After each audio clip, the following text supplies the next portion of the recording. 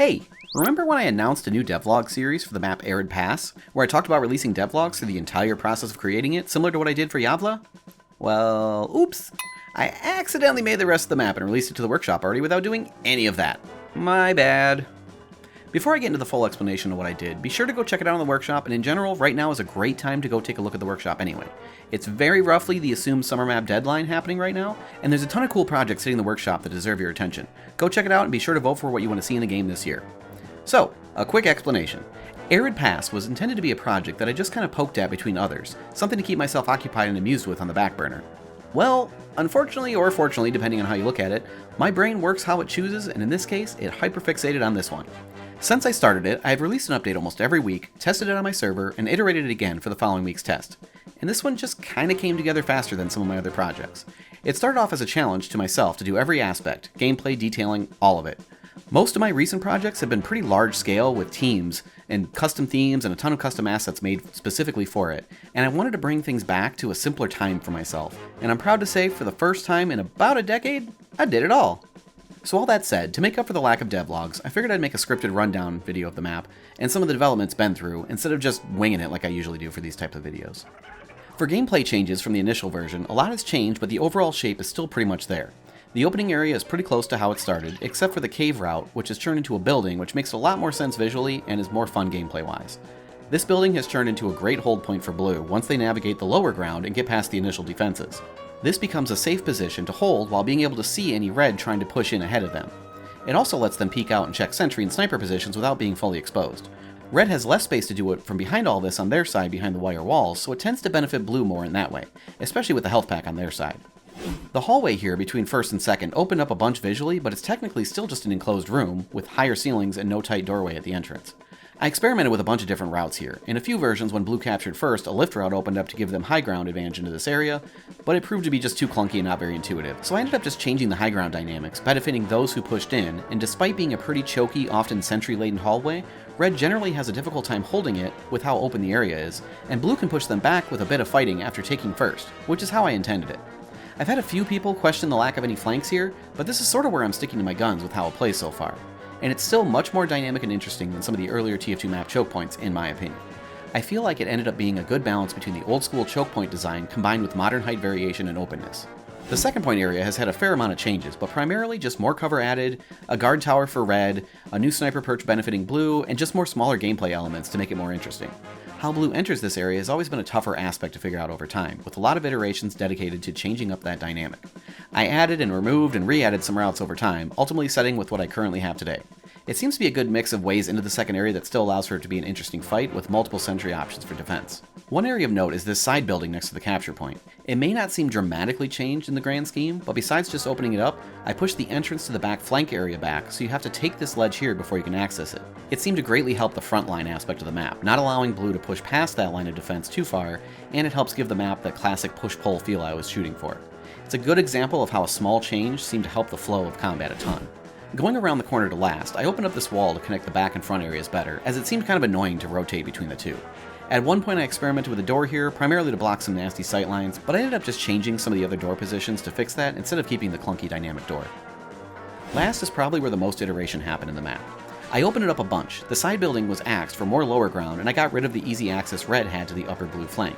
This creates more of an interesting dynamic I've found, where blue can push into the dangerous territory back here to help clear defenses, but it's difficult ground to hold. The placement and size of this health pack has fluctuated a ton from testing, and it's been extremely important to how this side plays, and even now I'm still kind of keeping an eye on it for changes in the future. I removed the big structure around the final capture, as it seemed to just make it way too easy to get the final cap, and prevented those last minute clutch saves with the cart rolling back. Without it, I've had a ton of down-to-the-wire overtime offense and defense wins on this last, which I feel is often a marker of a fun map. Pub pushes are always hype moments to witness as a mapper.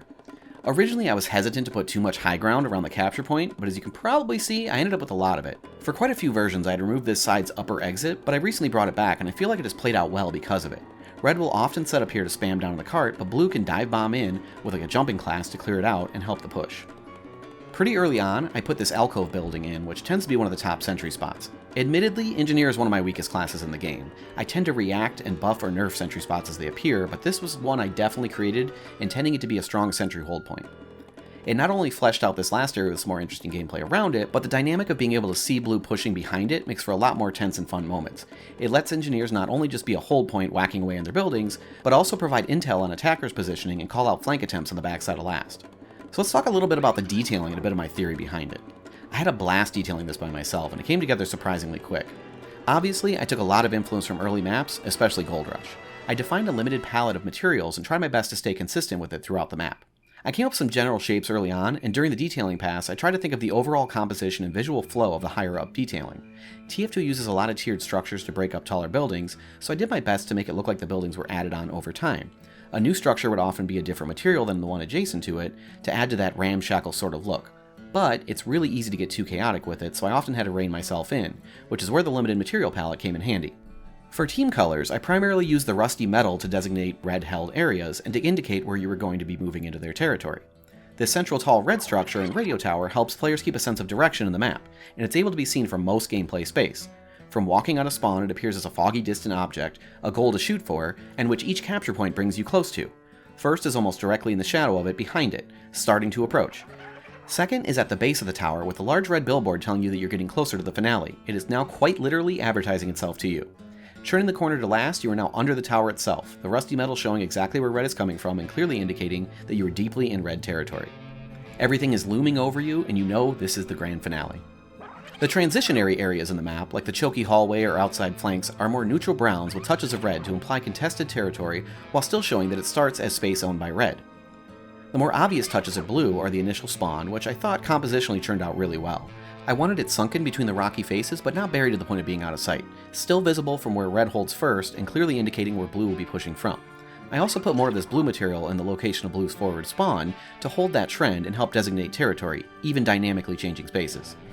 And of course, I got to dabble a little bit with spy tech inside the spawns, which admittedly still needs some cleaning up here and there. It was actually one of the last things I did on the map.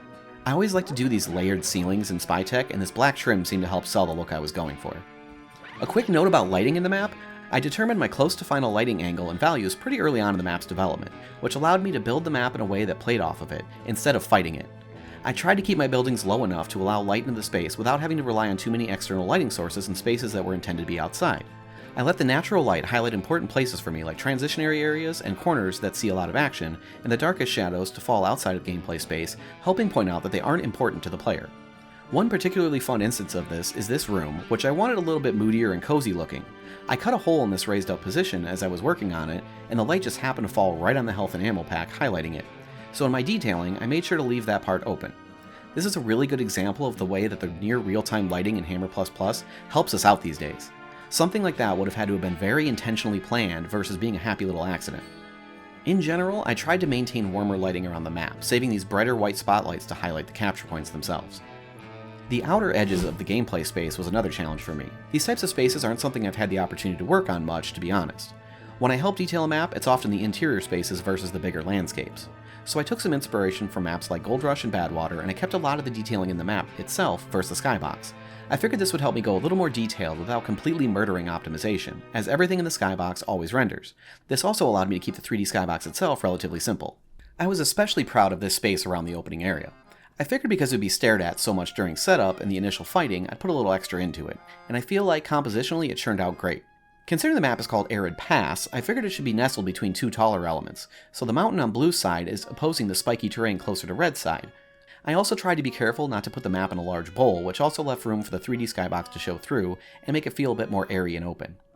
I tried not to go too heavy-handed with additional structures outside the map to make you feel like you're really in the main part of the industrial compound, but I wanted to expand that a little bit to feel like there was more going on outside of the area than just what you had access to. All of these details I made sure to try to keep in mind from player perspectives primarily. It can be really easy to get a bit lost in the sauce when detailing and forget to maintain this. As a mapper, we look at the map from a spectator point of view so much it can be easy to forget that it's all about the player's view. Last was the 3D Skybox itself, which you can see is pretty bare bones. I created a large grid of displacements around the entire map, shaped them close to how I wanted, bringing it up tight around the boundaries and creating that visual composition I was looking for, and then shrank it down to Skybox scale and dragged it out of the map. There's actually a great tutorial on TF2 maps to do seamless skyboxes, which I didn't exactly follow as I didn't feel like I needed to be that accurate with it, but I highly recommend it if you want to try it out yourself.